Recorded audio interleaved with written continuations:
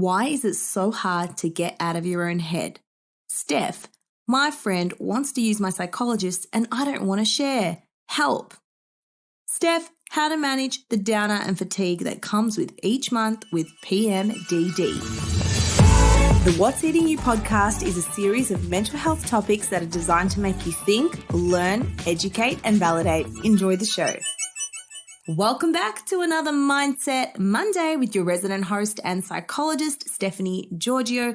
You are listening to the What is Eating You podcast. And this week, I received a lot of things eating you. That's right. Every Sunday on my stories or on the weekend, I put a box where you can tell me what's eating you this week, and I will give you a podcast episode trying to help. So I have a few questions that I'm going to ask and answer.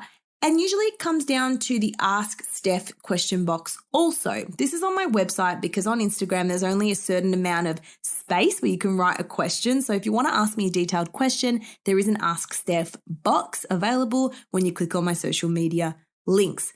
So let's get straight into the episode.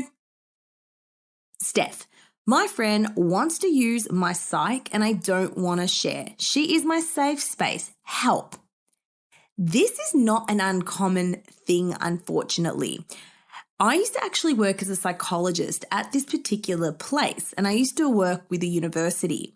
And obviously, there'd be students who'd go to this university. And for as long as I remember, no one really knew each other until there was a particular incident that I think happened in the choir at this particular university. And then what happened was friends from this choir were coming to see me, and they didn't know that they were seeing me, but I started to figure out that they knew each other.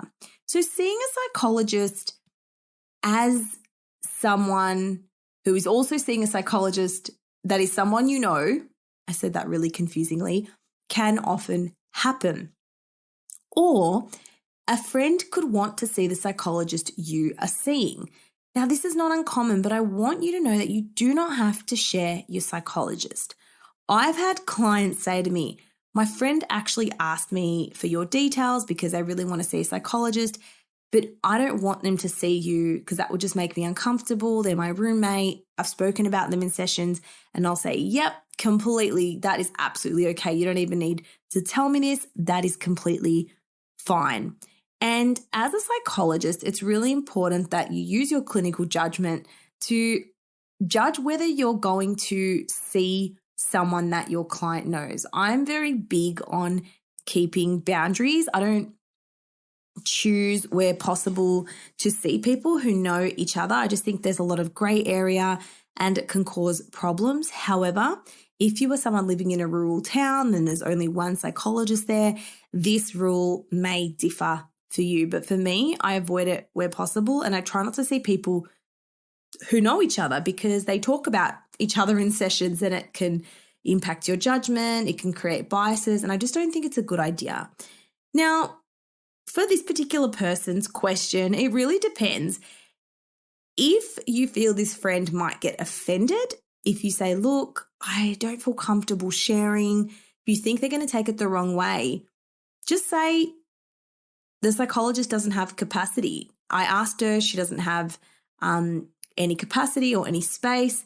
Obviously, I'm not condoning lying here, but in extreme cases, it may be necessary to say that. Otherwise, just tell the truth. A true friend will respect you and understand you and say, okay, that's all right, I get that. And you can give them a website to look up instead or help them find a psychologist. But there's absolutely nothing wrong with saying, look, I really understand you're wanting to find someone. I really connect with mine. Just because I connect with mine, it doesn't mean you'll connect with her. So I really encourage you to do your research and find a psychologist, because imagine if you do say, yeah, go see her, she's amazing, and then your friend doesn't vibe with the psychologist, you're then kind of responsible, right? So nothing wrong with not wanting to share your therapist. This is your safe space.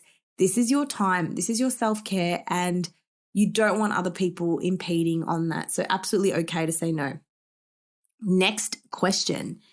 Is the best response to a narcissistic ex love trying to get back into your life to ignore them?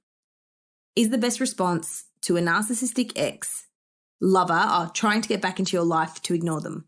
Yes. An ex is an ex for a reason. Clinical opinion aside, I'm here as a person now, and I'm going to tell you to keep the ex in the ex file.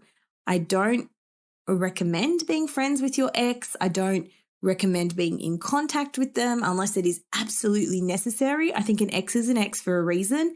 You broke up for a reason, so keep them in the ex file and don't open it. Throw the word narcissist on that. It's never a good idea to go back there. I feel that this answer seems very simple and very obvious. However, if they're narcissistic, they may be quite manipulative or good with their words. You may be feeling vulnerable, but remember why you broke up. If it was meant to work, it would have worked, and it didn't. So don't go back. Cut it out and move on. As hard as it is short term, it'll be beneficial for you long term. Next question. How to manage the downer and fatigue that comes with each month with PMDD.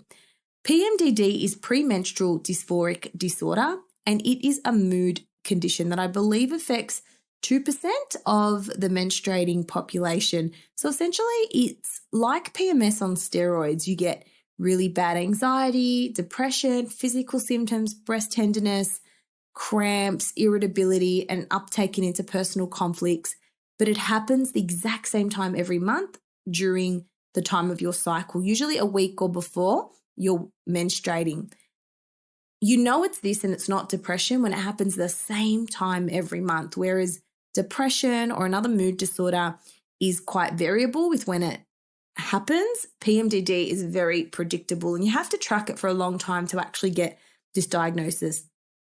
My first recommendation is, and this can apply to any woman listening to this who struggles this time of the month, is start to track your periods. Know when they're coming, know when you can expect that week before, and just really get in tune with your body and your needs.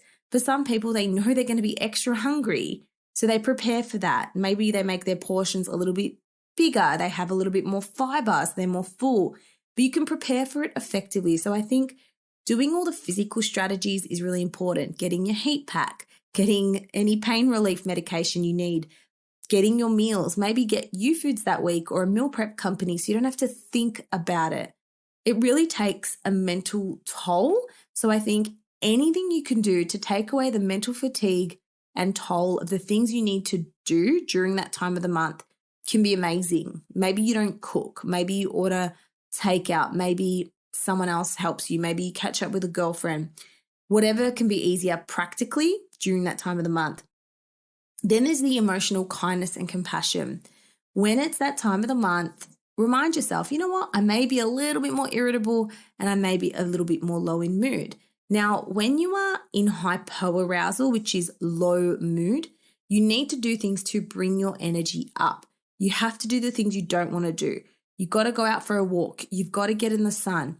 You need to move your body. It doesn't have to be a hectic F45 class, but at least moving, getting some steps in, going to the gym or doing a stretching class. Don't lift heavy weights during your period because usually you're not as strong during that phase, but everyone's different. Now, with the anxiety, if that's what you struggle with, you need to do things to bring you out of hyperarousal. So this includes relaxation techniques, massage. Massage can help with both breathing, manifestation meditations, things to slow your nervous system down. Yeah? Think of temperature, think of smells, think of senses, activating things that feel good to touch, that feel good to smell. You don't want to go off on a tangent with eating food. Yes, you might eat more, or you may want more chocolate, and that's okay. Dark chocolate is fantastic. It's high in magnesium. Magnesium helps with cramps, but you don't want to go on endless binge eating episodes. So try to include the foods that you crave in your day-to-day life that time of the month. But with your mood and anxiety, depression, remind yourself this is a season and it will pass. This feeling, this emotion, it will pass. Don't take your thoughts and feelings too seriously. Remind yourself, right now, I'm wearing my dark colored glasses and things aren't going to look accurate. So don't react. Don't take yourself too seriously. Take a step back. Just notice your thoughts, your feelings, your emotions, but don't engage in them. And I really recommend learning some cognitive behavioral therapy techniques. I teach this in my course, Unchain Your Brain. It's for anxiety and retraining your thoughts. Use the code 100OFF to get your copy and get $100 off. And the link is in my social media bio. So that is that question. Another question is, you mentioned you like EMDR for trauma treatment. Do you see any limitations with this? Eye movement desensitization and reprocessing is a type of trauma therapy where we replicate eye movements that the brain does during REM sleep. So you have 4 stages of sleep and then you go into rapid eye movement REM sleep. This is where your eyes move back and forth because they're pushing your short-term memory into your long-term memories. And when you've had a traumatic memory, the memory gets stuck in your short-term memory, and that's why it's easily triggered or activated. So we replicate eye movements and we process the memory that is safe and effective. So far, I don't believe there are any limitations with it. The person does need to get into the emotion, and a lot of people might be numb or not be able to get into it, or they're blocking, but there's strategies to deal with that. There's strategies to deal with blocking or numbness or activating a particular memory. So there's a lot of permission and I guess flexibility with EMDR. So I don't think there's any limitations with it so far, but the person does have to be on board with the process. Now, the final question is, why is it so hard to get out of your own head when you know what it's saying isn't good for you? This is a good question. And again, if you do my Unchain Your Brain course, it'll teach you all of this. Essentially, your brain is programmed to survive, not to thrive. Your brain is negative by nature. It's the default setting, and it's always going to revolt back to your default setting. And if you grew up in a negative household, if you got bullied, if you had any adverse life experiences, there is a high probability that you have some negative wiring in your brain, and this has to be rewired. And that's what we do in Unchain Your Brain. We rewire the neural networks by teaching you to challenge and change these beliefs, because it's not enough to know. It's not enough to know that saying to myself, I'm not good enough. Yeah, I know it's not good for me, but you have to train your brain how to think differently. And the way you do that is by challenging the thoughts. How do you challenge the thoughts? You become aware of the thoughts. So you do what's called a cog log, a cognitions log. And I teach you how to do this in Unchain Your Brain, where if you're feeling upset, you're feeling anxious, you're feeling a strong emotional episode, write down what's going on for you. What was the activating event? So for example, this girl might have not as done as well on a test as she thought she was going to do. Then she notices she starts having thoughts, I'm a failure, I'm not going to amount to anything, I'm not good enough. What emotions does that bring? Anxiety, stress, overwhelm. So then she wants to go through those thoughts and analyze them like a scientist looking at something for the first time. Where is the evidence that I'm a failure? Where is the evidence I'm not going to amount to anything? You've got to challenge your brain, or your brain will dominate you. You don't have to have the brain that comes up for you. You can retrain your brain. And I've done this. I've done this because I used to have a very different brain when I had an eating disorder. And let me tell you, every now and then that brain will rear its ugly head up and try to come back into my life. And I'm like, not this time. And I re-challenge it and I rewire that belief. So it's hard to get out of your own head because you probably are rehearsing the same negative default pattern of thinking. It's probably been reinforced in some way in your life, and you just haven't learned how to unchain your brain. No one teaches you how to do this, and going to a psychologist takes time and effort and money. So that's why I developed Unchain Your Brain, to give you a really simple 4-week tool to rewire the way you think. Your brain doesn't care what's good for you. Your brain doesn't care whether it's being mean. Your brain cares about keeping you alive, and that is it. And it will do whatever it takes, which means keeping you in avoidance, keeping you in fear, and keeping you in a negative cycle. Because even if the cycle is negative, it is predictable. You know exactly what's going to happen. So we can meet our needs in negative ways or positive ways. Thank you so much. I loved these questions. If you want to get involved in the conversation, head on over to my Instagram, and every weekend I'll put up a Psychology Sunday box. Put your questions in there and I will answer it for you. And as always, please leave a review on Apple if you enjoyed this episode or the podcast in general. And don't forget to leave a rating on Spotify. We're almost on 50 ratings, so I'm really excited for that. Have the best week ahead. Know you are amazing. Know you are capable. And don't let your brain tell you how your day's going to go. You tell your brain how it's going to go, and it's going to be a good day. See you in the next episode. Bye.